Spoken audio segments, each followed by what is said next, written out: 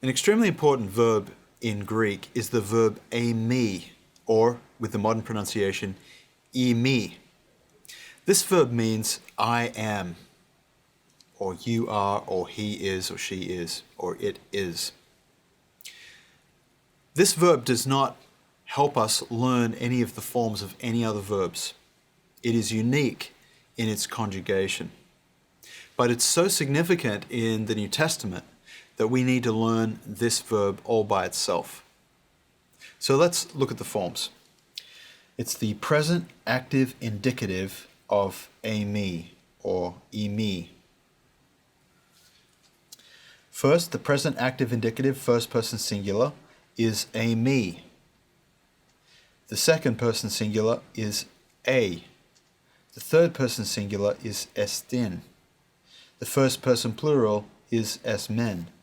The second person plural is este. The third person plural is eİsin. Now that's using the Erasmian pronunciation. Let me just go through it again using the modern Greek pronunciation.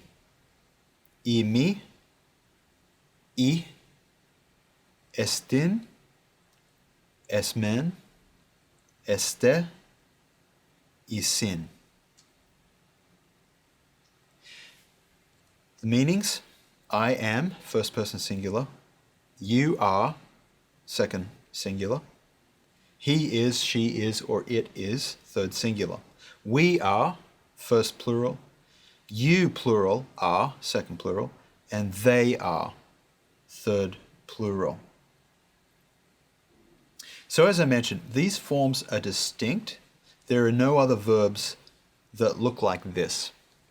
But these need to be learned because of the importance of the verb eİmī.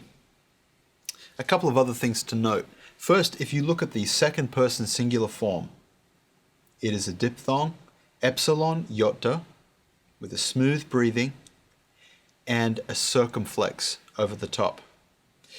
This word can easily be confused with another word that looks just the same. E, or Erasmian, a. This word means if, but you'll notice that it lacks the circumflex. When we see the circumflex accent over the top, that indicates that we are in fact looking at this word, you are, second singular, not this word, a, if. Now, this is the present active indicative of eİmī.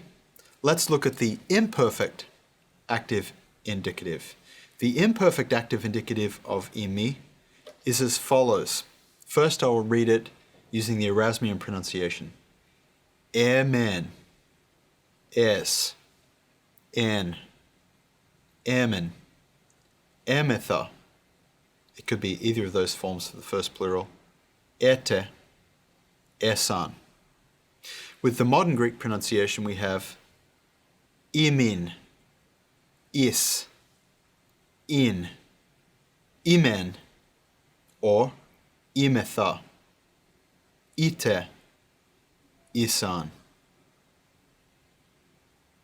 Now you notice that these forms have the ita at the beginning of the word instead of the epsilon iota, as we saw with the present active indicative of eİmī.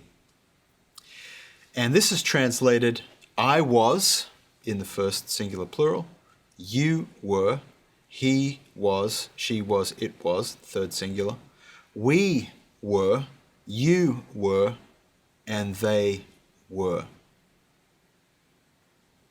So that gives us the verbal forms for the present active indicative of eİmī and the imperfect active indicative of eİmī. Both those tables need to be memorized. There's one other thing to say about this verb. The verb eİmī is what's known as an equative verb. That means the verb is used to predicate something about something else. So, for example, Jesus is Lord. The word Lord is predicated about Jesus. You're saying he is Lord. And what that means is this verb does not take an object. Instead, it takes what we call a predicate. And a predicate will be in the same case as the subject, usually the nominative case. So in the sentence, Jesus is Lord, both Jesus and Lord will be in the nominative case in Greek. We don't have an object in that sentence. Instead, we have a subject, a verb, and a predicate. And that will always be the case with equitive verbs. And eİmί is by far the most common equitive verb in the Greek New Testament.